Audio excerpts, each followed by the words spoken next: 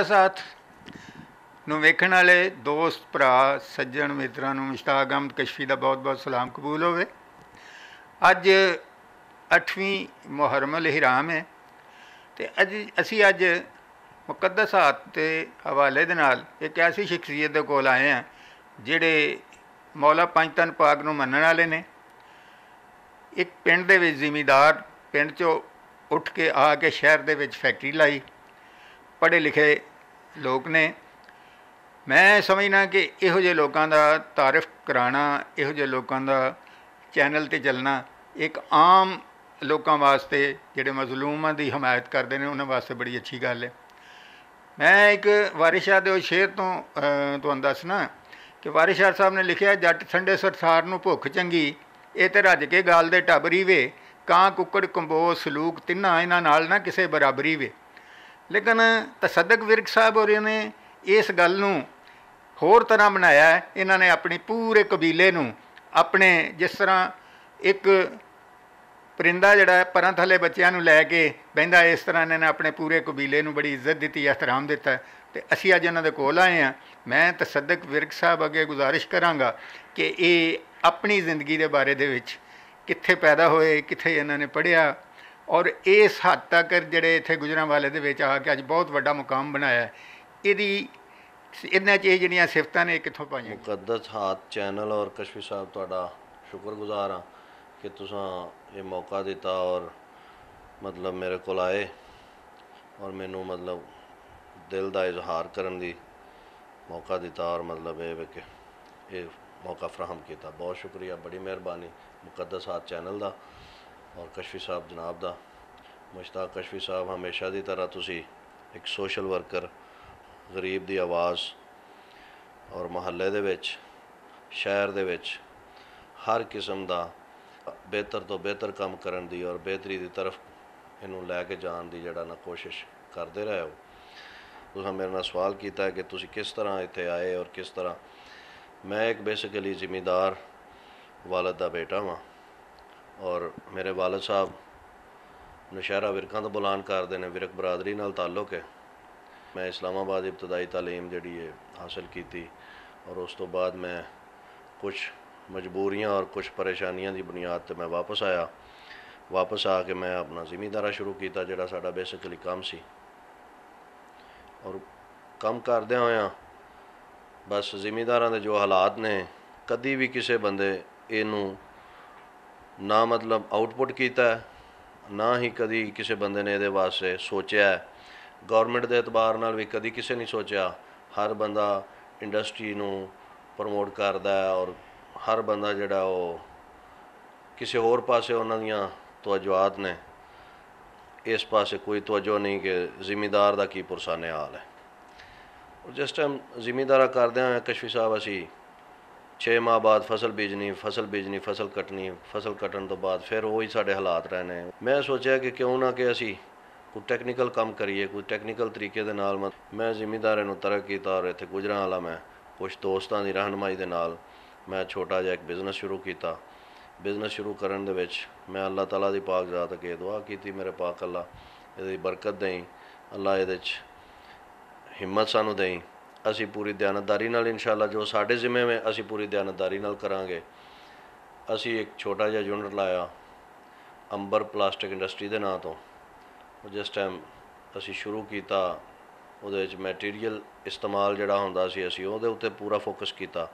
ਅਸੀਂ ਉਹਨੂੰ ਪੂਰੀ ਦਿਆਨਤਦਾਰੀ ਦੇ ਨਾਲ ਕੀਤਾ ਔਰ ਸ਼ਹਿਰ ਦੇ ਵਿੱਚ ਅਲਹਮਦੁਲਿਲਾ ਅੱਲਾ ਦਾ ਲੱਖਾਂ ਖਾਸ ਸ਼ੁਕਰ ਅਦਾ ਕਰਨੇ ਆ ਕਿ ਸ਼ਹਿਰ ਦੇ ਵਿੱਚ ਇੱਕ ਅਦਾਰਾ ਬਣ ਕੇ ਅੰਬਰ ਪਲਾਸਟਿਕ ਇੰਡਸਟਰੀ ਉਭਰੀ ਔਰ ਅੱਜ ਅੰਬਰ ਪਲਾਸਟਿਕ ਇੰਡਸਟਰੀ ਦੀ ਤਮਾਮ ਮਸਨੂਆਤ ਜਿਹੜੀਆਂ ਨੇ ਉਹਨਾਂ ਦਾ ਇੱਕ ਨਾਂ ਹੈ, ਲੋਕ ਮਿਆਰ ਦੇ ਨਾਂ ਤੋਂ ਜਾਣਦੇ ਨੇ। ਔਰ ਕੋਈ ਵੀ ਬੰਦਾ ਜਿਹੜਾ ਸਾਡੀ ਫੈਕਟਰੀ ਦੀ ਕੋਈ ਚੀਜ਼ ਖਰੀਦਦਾ ਔਰ ਉਹਨੂੰ ਇਸਤੇਮਾਲ ਕਰਦਾ ਅਤੇ ਮੁਤਮਿਨ ਔਰ ਤਸਕੀਨ ਪਾਉਂਦਾ। ਬਾਕੀ ਸਾਰੀ ਦੁਨੀਆ ਹੀ ਚੀਜ਼ਾਂ ਬਣਾਉਂਦੀ ਹੈ, ਲੇਕਿਨ ਅਲਹਮਦੁਲਿਲਾ ਅਸੀਂ ਇੱਕ ਪ੍ਰੋਪਰ ਟੈਕਨੀਕਲ ਤਰੀਕੇ ਨਾਲ ਬਣਾਈਆਂ ਔਰ ਭਰਪੂਰ ਮਿਹਨਤ ਕਰਕੇ ਬਣਾਈਆਂ ਔਰ ਪੂਰੀ ਦਿਆਨਤਦਾਰੀ ਦੇ ਨਾਲ ਬਣਾਈਆਂ। ਮੈਟੀਰੀਅਲ ਅਸੀਂ ਕਦੀ ਵੀ ਇਹ ਸੋਚਿਆ ਵੀ ਨਹੀਂ ਕਿ ਅਸੀਂ 2 ਨੰਬਰ ਮੈਟੀਰੀਅਲ ਇਹਦੇ 'ਚ ਇਸਤੇਮਾਲ ਕਰੀਏ। ਇਹ ਤਾਂ ਹੋ ਗਈ ਜੀ ਸਾਡੀ ਫੈਕਟਰੀ ਦੀ ਜਿਹੜੀ सूरत हाल और असी जिस तरह आए और जिस तरह मतलब ये वे कि इत्थे आके फैक्ट्री लाई और बिजनेस चलिया। बेसिकली तो असी इकट्ठे होए हैं कि 8 मुहर्रम अल हराम है। मुहर्रम के हवाले नाल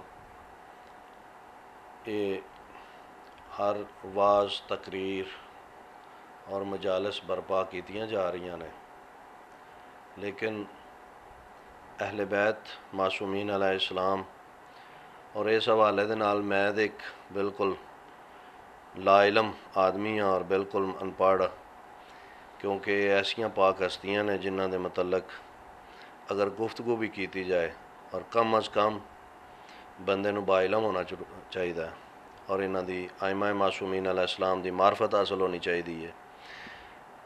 और आइमा मासूमीन अलैहिस्सलाम दी मार्फत तो बाद ही इन्हां दे मुताबिक गल की जानी चाहिए है। कशफी साहब तुहाडी मेहरबानी कि तुसां ये मौका दिता और टाइम दिता और असी कोई गल कर सकीए। करबला बेसिकली आम लोगों के वास्ते ये वे कि एक जंग है और कुछ लोग ये राय कायम कर देंगे ने कि 2 शहजादियां की जंग है, लेकिन कशफी साहब ये ना 2 शहजादियां की जंग है, बेसिकली ये हक व बातल की जंग है।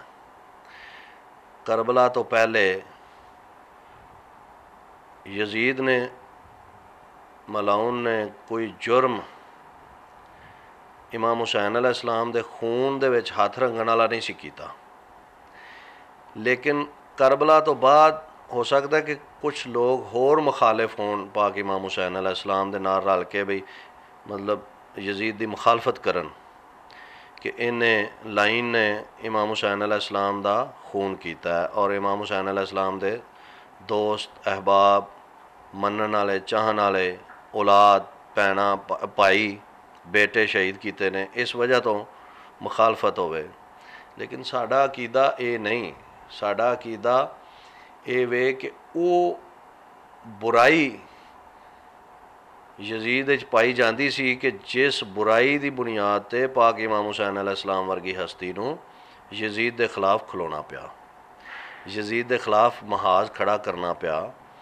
असी उसे ही बुराई और उसे ही बुनियाद के उत्ते यजीद के उत्ते लानत भेजने और ये 8 मुहर्रम लोग अपने औलाद मशगूल ने, औलाद दियाँ खुशियां मशगूल ने, लोग अपने अपने कामों के मशगूल ने।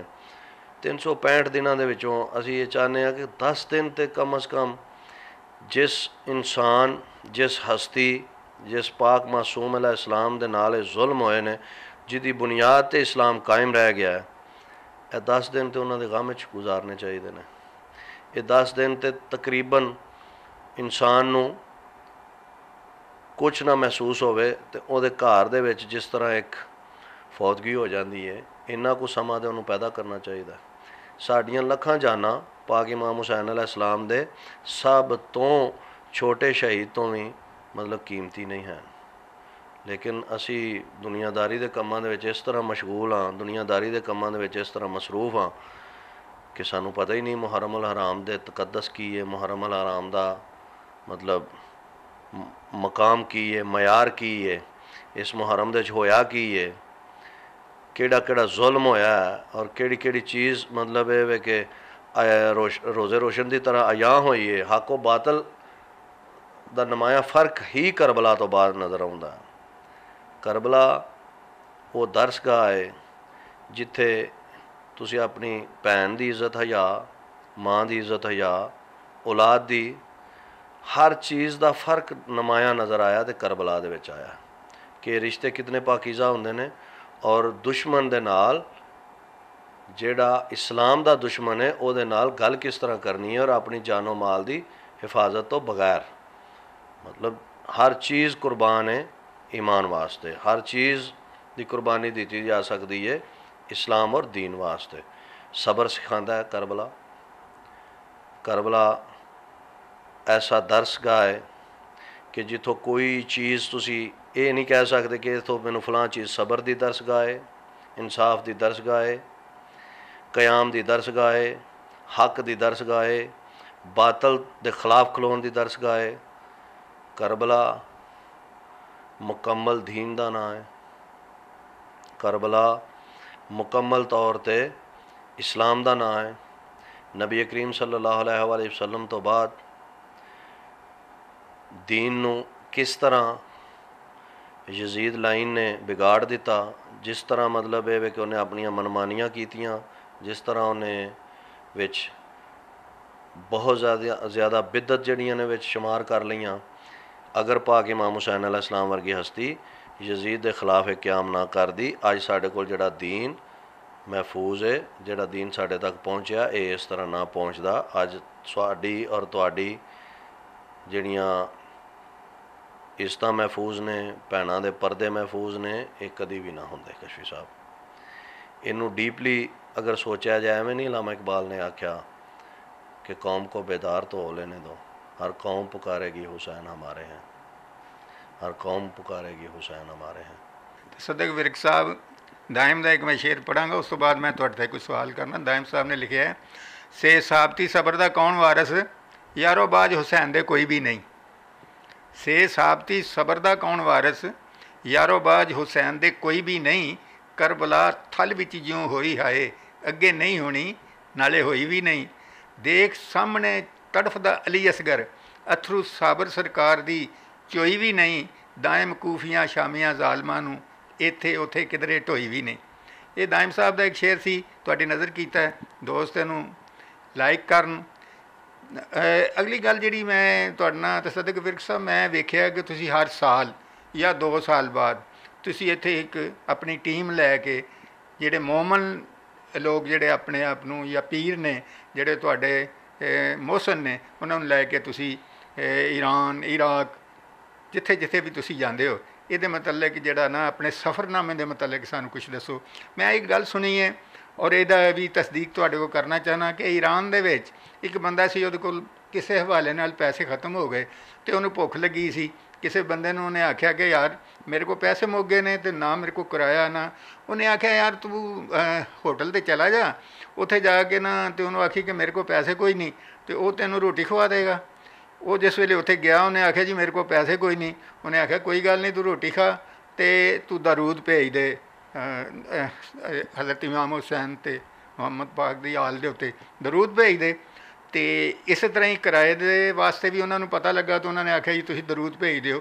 और वो बगैर किसी पैसों तो पूरे ईरान दे विच उन्होंने सफ़र किया है। और ये गल मैनूं किसी ने दसी है। एक तो ये तस्दीक करना चाहते हैं कि क्या ये ठीक है, दूसरा तुहाडा सफ़रनामे के मुतलक कुछ बयान करो जी। बिस्मिल्लाह रहमान रहीम। कशफी साहब जिहड़ा असी मतलब ज़ियारात ते ईरान इराक और मतलब उस तो पहले खाना काबा नबी करीम सल्लल्लाहु अलैहि वसल्लम मदीना मुनव्वरा मस्जिद नबवी दी मतलब असी गए, उमरा कीता है, हज कीता है। और उस तो बाद असी ज़ियारात कीतियां ने। मेरे काफ़ी दोस्त नाल असी पूरा एक ग्रुप की शक्ल जाने हाँ। जिहड़ी गल तुसां कीती है कि ईरान दे विच दरूद पढ़ के तो खाना मिल जाता है, ये कोई शक शुबा नहीं, ये 100% गल ठीक है। उन्होंने कहा जाता है सलवाती। सलवाती तो मुराद सलवात पढ़ के, दरूद सलवात पढ़ के। कोई भी अगर मस्कीन खाना खा रहा है, उहदे कोल पैसे नहीं हैं, अगर उन्होंने भुख है तो वह किसी भी होटल ते जाके सलवाती खाना खा सकता है। एक उत्थे आइन साजी है, कानून साजी है और मेहमान नवाजी है। कोई भी बंदा किसी को पैसे नहीं हो सफ़र करना चाहता है, और सलवाती सफ़र बस वाले कनैक्टर नूं या ड्राइवर नूं दस के वो कर सकता है। मतलब ये कोई ममानत नहीं, ये कोई दो राय नहीं। मेहमान नवाज और बहुत ज़्यादा गरीब परवर वो लोग ने। तुसी मतलब हैरान हो गए हैं जिस टाइम असी ज़ियारात ते गए हाँ। पाक इमाम हुसैन अलैहिस्सलाम दे रोज़े ते गए हाँ, इमाम रज़ा अलैहिस्सलाम दे रोज़े ते गए हाँ, काज़मैन असी इमाम मूसा काज़म अलैहिस्सलाम दे रोज़े ते गए हाँ। मतलब दस्तरखां दी बरमार है। लोग हैरान हो जाओ कि तुसी मतलब सोच भी बंदे दी ख़त्म हो जाती है कि कितने को लोग खाना खा रहे हैं और कितने को लोगों को धक्के दे नाल खुआया जा रहा है। और सिर्फ खाना नहीं, अगर तुसी किसी के घर मेहमान ठहरना चाहते हो तां भी तुहानूं मतलब है कि बाइज़्ज़त तरीके दे नाल बेहतरीन बिस्तर दिते जाएंगे, बेहतरीन खाना दिता जाएगा, पूरी मेहमान नवाजी होएगी। बल्कि बहुत ज़्यादा लोग अकीदतमंद लोग जिहड़े ने वो सर जी सफ़र तो थके लोगों को दबाणगे, गर्म पानी दे नाल पैर धोणगे और वो समझते हैं कि ज़ाहिर इमाम हुसैन अलैहिस्सलाम दी खिदमत करनी हज तो ज़्यादा सवाब है। और ये रवायात मिलता जी कि बीबी पाक आयशा सदीक़ा रज़ी अल्लाह तआला अन्हा हज़रत नबी करीम सल्लल्लाहु अलैहि वसल्लम दे कोल बैठे और नबी करीम सल्लल्लाहु अलैहि वसल्लम ने फरमाया कि ऐस मेरे बेटे, पाक इमाम हुसैन अलैहिस्सलाम की तरफ इशारा करके, इस मेरे बेटे दी कबर ते जेड़ा भी जाएगा ज़ियारत वास्ते उन्होंने 5 हज का सवाब मिलेगा। बीबी पाक ने पूछा, बीबी आयशा सदीक़ा रज़ी अल्लाह तआला अन्हा ने पूछा कि 5 हज का बड़ी हैरानगी का इजहार किया। सरकार ने फरमाया 10 हज का सवाब, कबूल हज का सवाब मिलेगा। हैरानगी का इजहार करदे होए जिस टाइम नबी करीम सल्लल्लाहु अलैहि वसल्लम की अदादो शुमार 70 हजां ते गए ना जी, तो बीबी पाक बीबी आयशा सदीक़ा रज़ी अल्लाह तआला अन्हा खामोश हो गई। और ये रवायात मिलता है जी कि हज़रत इमाम हुसैन अलैहिस्सलाम दी रोज़े ते अगर कोई ज़ियारत करेगा उन्होंने 70 कबूल हजां का सवाब मिलेगा। और पाक इमाम हुसैन अलैहिस्सलाम की ज़ियारत करना बहुत ही दर्जा रखता है। और तुहाडी रूह की तस्कीन वास्ते मतलब यह है कि तुसी कोई बंदा नहीं गया, जिहड़ी चीज़ खाधी नहीं, जिहड़ी सफ़र ते गया नहीं, वह कोई भी बंदा नहीं दस सकता कशफी साहब। जिस टाइम जाना है, जिस टाइम एक चीज़ का जायका चखना है, फिर ही वह मतलब तुसी आके बयान कर सकते हो। ये ऐसा सफ़र है दुनिया के उत्ते इस तो अजीम सफ़र कोई नहीं। ये ऐसा घर है कि इस तो अजीम घर को नहीं। ये ऐसा दर है, इस तो अजीम दर को नहीं। इस तो अलावा इस्लाम किहड़ी जगह ते जाके वेखिए। अगर इस्लाम इन्हां हस्तियां दे घर ही जाके वेखना ना जी, ये वो हस्तियां ने जिहड़ा इस्लाम का मंबा ने, इस्लाम का मतलब मरकज़ हैं। और इस्लाम की जिहड़ी भी चीज़ तुसी लैनी है इस घर तो जाके लैनी है। और उस तो बाद असी मैं एक बड़ा गौर किया जिहड़ा मैनू बड़ी चीज़ ने हैरान किया कि इमाम रज़ा अलैहिस्सलाम दे रोज़े ते असी जिस टाइम सुबह फजर की नमाज पढ़न गए हाँ, कशफी साहब असी अगर अद्धा घंटा पहले पहुँच गए हाँ तो बहुत ज़्यादा लोग कालीन बिछा रहे हैं। और सेने इमाम रज़ा अलैहिस्सलाम ते लगभग तकरीबन को 5 तो 6 लाख बंदा जिहड़ा नमाज पढ़ सकता है बाजमात। ये इमाम रज़ा अलैहिस्सलाम दे रोज़े दे चारों तरफ 14 सेन ने पाक इमाम रज़ा अलैहिस्सलाम दे रोज़े दे विच, जिहदे च हर सेन दे जमात अलहदा होंदी है। ये एक सेन की मैं गल कर रहा, टोटल कालीन बिछने ने और टोटल कालीन ठप्पे जाने ने। और हर नमाज तो बाद ये प्रोसेस होना है। दुनिया का कोई मैं इस तो बड़ा बादशाह नहीं वेख्या कि जिदे इतने नौकर होन और इस तरह बाइज़्ज़त तरीके दे नाल ड्यूटी कर रहे हैं कि जिस तरह कोई जन्नत का समा है और फरिश्ते ड्यूटी कर रहे हैं। उस तो बाद मतलब मैं उथे पूछा दोस्तों को, जिस तरह दरियाफ्त किया कि कालीन, तो पता चला कि इमाम रज़ा अलैहिस्सलाम दे अपने कालीना का कारखाना है। और उस कारखाने दे विच खसूसियत है वे कि इमाम रज़ा अलैहिस्सलाम दे दुनिया का कोई बादशाह होवेगा 90 दिन तो बाद अपने घर दे कालीन तब्दील नहीं करता। जिहड़े इमाम रज़ा अलैहिस्सलाम दे हरम दे कालीन इस्तेमाल होंदे ने 90 दिन तो बाद वो सेल कर दिते जाते हैं और पाक इमाम रज़ा अलैहिस्सलाम दे हरम दे विच नवे कालीन आ जाते हैं। मैं बहुत ज़्यादा गौर किया कि कोई फानूस मतलब जिहड़ा अंदर हरम दे विच लगे ने या सेना दे विच लगे ने, कोई फानूस किसी का बल्ब सड़िया को नज़र आ जाए। इस्लाम का हरम सजाया गया है, कोई फानूस किसी फानूस के उत्ते गर्द भी नहीं आया, मिट्टी भी नहीं आया। मतलब इतने अकीदतमंद लोग उत्थे जिहड़े ने उनकी सुपरवीन कर रहे हैं। उस तो बाद जिस टाइम तुसी जाना है हरम दे अंदर, तुहानू नवा छापर मिलना है, उहदे तुसी जुत्ती रखनी है। बड़े बाअदब तरीके दे नाल तुहाडी जुत्ती फड़ के बगैर टोकन तो वो संभाल दी जानी है। जिस टाइम तुसी अंदर जाते हो, अपनी इबादत करते हो, ज़ियारत तो वापस आते हो, तुहानू बाइज़्ज़त तरीके दे नाल वो दे दी जाती है। और जितनी दफ़ा तुसां आबे कौसर पीना है, आबे कौसर उत्थे हर मतलब जिहड़ा पानी का एहतमाम होया उहदे उत्ते आबे कौसर लिखा है। जितनी दफ़ा पीना है 10 दफ़ा पीना है, 10 दफ़ा तुहानू डिस्पोजेबल गिलास मिलना है। सफाई सुथराई का इंतज़ाम तुसी जाके वेखोगे जिस तरह जन्नत वाकयातन दुनिया के उत्ते जन्नत है। ਤੁਸੀਂ ਕੋਈ ਵੀ ਬੰਦਾ ਜਾ ਕੇ ਰਿਸਰਚ ਕਰੇ, ਜਾ ਕੇ ਵੇਖੇ ਔਰ ਉਹਨੂੰ हैरान कर देगी उत्थों की सफाई, उत्थों का इखलाक, उत्थों का इखलास, उत्थों का लंगर खाने, उत्थों के लोगों का जोड़ा बाइज्जत तरीके दे नाल ज़ायरीन दे नाल पेश होना, ये बंदे नूं वाक़यातन हैरान कर देंदा और एक जन्नत का समा हुंदा। अल्लाह ताला दी ज़ात पाक ने केड़ी केड़ी नेमतां नाल नवाजिया है। और मैं नसीब है ईरान मतलब अवाम दा, ईरानी अवाम दा, कि उन्हां नूं पाक इमाम रज़ा अलैहिस्सलाम की खिदमत करने का मौका मिला।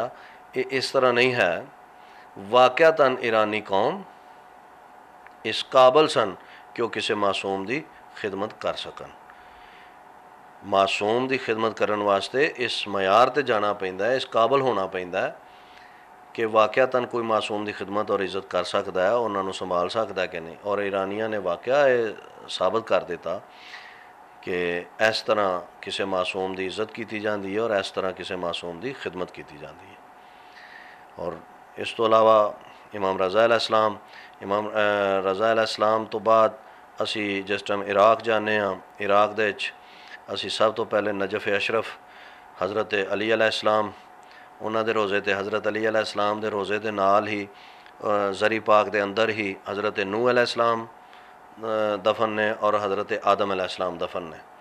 उत्थे भी दुनिया की बादशाहत नालों तुहानूं अलहदा माहौल मिलेगा, अलहदा तस्कीन मिलेगी, अलहदा सुकून मिलेगा। और एक तुसी इस तरह है कि जिस तरह माँ की आगोश आ जाते हो। करबला जिस टाइम जाना है इमाम हुसैन अलैहिस्सलाम दे रोज़े ते ओदा एक अलग फीलिंग्स हैं, अलग महसूस बंदा करता है।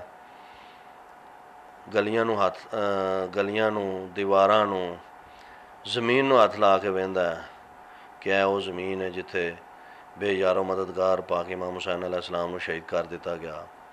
बेयारो मददगार पाक इमाम हुसैन अलैहिस्सलाम दे बेटियां नूं, भाइयां नूं, दोस्तां नूं, असहाब नूं बड़ी बेदर्दी दे नाल शहीद कर दिता गया।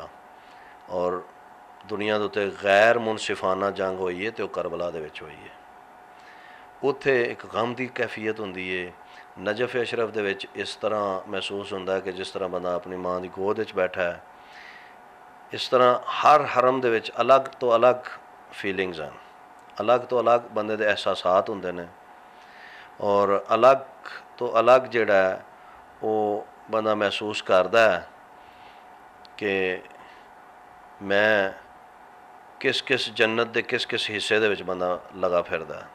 मैं मतलब असी दरिया दजला के किनारे ते इमाम महदी अलैहिस्सलाम, इमाम ज़माना अलैहिस्सलाम उन्हां दा रोज़ा है जी, जिथे पर्दा गैबत दे विच कुआं है वो मतलब सारा ठीक है जी। और असी उत्थे गए ते दरिया दजला वेख्या, बड़ा खूबसूरत दरिया है। तो मेरे जहन दे कशफी साहब आया कि काश इत्थे मतलब जो पाकिस्तान दे हिले सां कि मच्छी होवे ते असी और असी अगे गए और इमाम ज़माना अलैहिस्सलाम, इमाम महदी अलैहिस्सलाम दा दस्तरखान तकरीबन 2 किलोमीटर लंबा है। तुसी कावा पीना है, कावा पियो, खजूर खानी है, खजूर खाओ, खाना खाना है, खाना खाओ। तो उन्हें अगे साढ़े वांस कर दिता जी फ्रैश मच्छी तैयार है तो तुसी वो खा के जानी है। मतलब ये वो जन्नत है जिथे जो ख्वाहिश करना अगे मिल गया। इत्थे अगर पानी भी तुसी पीना है तो तुसी महसूस करना है कि किसी बेटे नूं आख्या, बेटी नूं आख्या या मतलब किसी नौकर नूं आख्या जी पानी पिलाओ। जिस टाइम तुहानूं प्यास लगनी है, हल्फन बा खुदा मैनू जो महसूस होया और जो मैं उत्थे पाया, प्यास लगनी है तो पानी लैके बंदा खलोता है। जन्नत नहीं तो इनू की आंदे ने। और बस मैं इस तो अलावा की कह सकना वा कि साड़ी इस तो उत्ते किहड़ी खुशकिस्मती हो सकती है कि असी पाक इमाम हुसैन अलैहिस्सलाम वर्गी हस्ती नूं मन्निया है और पाक इमाम हुसैन अलैहिस्सलाम वर्गी हस्ती दा गम ये 10 दिन मना रहे हैं, आज़ादारी कर रहे हैं, आज़ादारी करवा रहे हैं। कल भी असी एक जुलूस शामिल सां लेकिन बारिश मूसलाधार बारिश सी। एक ऐसी इबादत है, एक नवा वलवला सी, नवा जोश सी कि आज़ादारी पहले नालों बेहतर और पहले नालों ज़्यादा मुनज़्ज़म हुई। और कोई बंदा भी हल्का छड़ के मातमदारी का बाहर जाना नहीं सी चाह रहा, बारिश बहुत ज़्यादा सी। ये गम और पाक इमाम हुसैन अलैहिस्सलाम दा पुरसा ये मौजज़ा है। ये कोई ना बंदा दिलों मनांदा है ना बंदे की कैफियत, जिदे नसीब मौजज़ा है, ये क़यामत तक होना है और क़यामत तक रहने जारी रहना। बहुत शुक्रिया।